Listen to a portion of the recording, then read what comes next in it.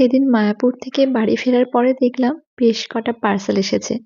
চলো আজকে একসাথে বসে সেগুলোই আনবক্সিং করা যাক। জানো তো, সেদিন আমার একটা ভিডিওতে একজন দিদিভাই কমেন্ট করেছিল, তোমার কত ভালো, ফ্রিতে কত কত গিফট পাও। না গো দিদিভাই, গিফটগুলো যে পুরোপুরি ফ্রিতে পাই এমনটা কিন্তু নয়। যাই হোক, বাকি কথাটা পরে বলছি, চলো আগে রেডি হয়ে নিই।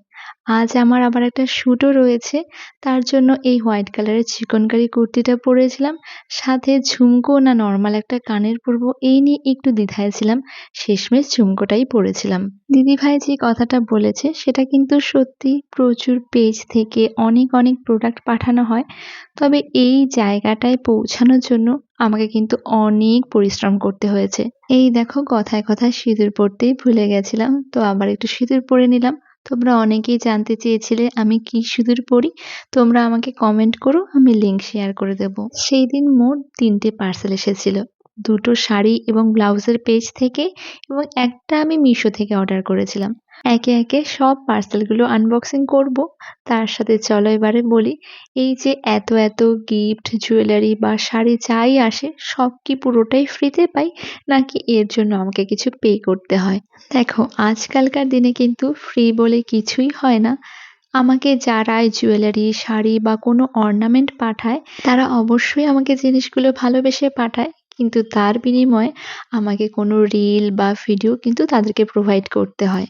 এইবারে বাকি কথার আগে চলো এই শাড়ি এবং ব্লাউজগুলো সম্পর্কে তোমাদেরকে একটু ডিটেলসে বলে নিই। সবুজ কালারের মহাবলীপুরম শাড়িটা, তার সাথে ডিজাইনার ব্লাউজটা আমাকে পাঠিয়েছিল অনিন্দিতা সাহা।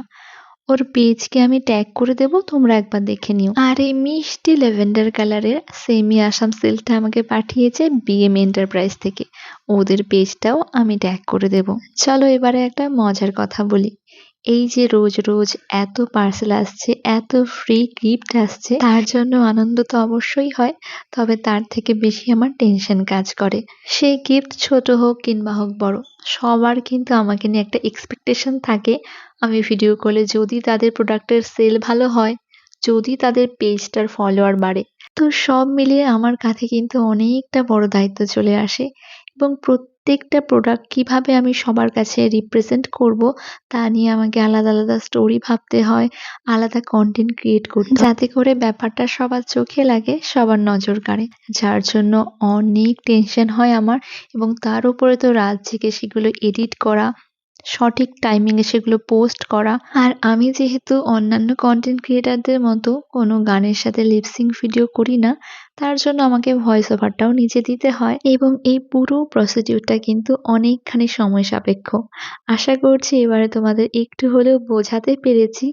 এই সব কিছুর পেছনে কিন্তু, মানে এই ফ্রি গিফট পাওয়ার পেছনে কিন্তু আমাকেও সমানভাবে পে করতে হয়। সেটা হলো আমার সময়, এফর্ট, ডেডিকেশন সবকিছু।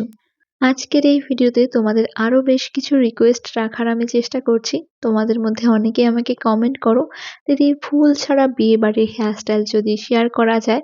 তো আজকে এমন কিছু বিয়ে বাড়ির জন্য বা হেয়ার স্টাইলিং অ্যাক্সেসরিজ তোমাদের সাথে শেয়ার করছি, যেগুলো তোমরা যে কোনো ছোট বড় অকেশনে খুব সুন্দরভাবে ক্যারি করতে পারবে। প্রত্যেকটা হেয়ার অর্নামেন্ট কিন্তু জাস্ট অনবদ্য এবং ইউনিক, আর কোয়ালিটি নিয়ে তো কিছু বলারই নেই। এবং এবারে আসি এই অর্নামেন্টগুলো দিয়ে কিভাবে তোমরা হেয়ার স্টাইল করবে। তো আমি প্রত্যেকটা হেয়ার অর্নামেন্ট পিছু কিছু কিছু হেয়ার স্টাইল দেখানোর চেষ্টা করেছি, আশা করছি তোমাদের ভালো লাগবে। আর এই সব কটা হেয়ার অ্যাক্সেসরিজ আমাকে পাঠিয়েছে জ্যোৎস্না রয়। ওর ছোট একটা পেজ রয়েছে, তোমরা একবার ভিজিট করে নিতে পারো। তাছাড়া আমি আমার ভিডিওতে ওর ফোন নাম্বার বা হোয়াটসঅ্যাপ নাম্বার মেনশন করে দেব, সেখান থেকেও তোমরা ডাইরেক্ট ওকে মেসেজ করে নিতে পারো। আরো একটা বিষয় নিয়ে আমি আজকের ভিডিওতে কথা বলতে চাইছিলাম। অনেকেরই ধারণা কন্টেন্ট ক্রিয়েটের জন্য ভালো কোয়ালিটির ফোন বা ভালো ক্যামেরার প্রয়োজন হয়, তবে কি জানো তো, আমার খুব করে মনে হয় কারো মধ্যে যদি কোনো ট্যালেন্ট থেকে থাকে, তার জন্য ভালো ক্যামেরা, ভালো ব্যাকগ্রাউন্ড, ভালো ফোন কিছুরই প্রয়োজন হয় না।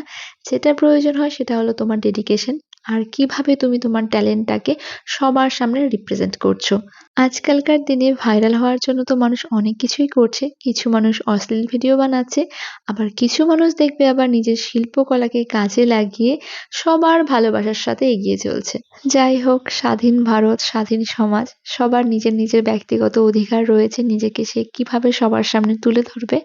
তবে আমার মনে হয় এমন কোনো কাজের সাথে যুক্ত হওয়া উচিত নয় যাতে গিয়ে ইন ফিউচার তোমার রিগ্রেট হয়। পয়সা তো ভিখারির কাছেও থাকে, তো পয়সার পিছনে ছুটতে গিয়ে এমন কোনো কাজ করো না যাতে সমাজের আর 5টা মানুষ তোমার থেকে মুখ ফিরিয়ে নেয়। তো আমার ভিডিও প্রায় শেষের পথে, এই একটা লাস্ট প্রোডাক্ট দেখানোরই বাকি রয়েছে। আশা করছি সমস্ত প্রোডাক্টগুলো তোমাদের ভালো লেগেছে। সাথে আমার ভিডিও কেমন লাগলো সেটা কিন্তু অবশ্যই আমাকে কমেন্ট করে জানাবে। মিশো থেকে এই পর্দাগুলো অর্ডার করেছিলাম, লাস্টে সেটাও তোমাদের দেখিয়ে দিলাম। টাটা।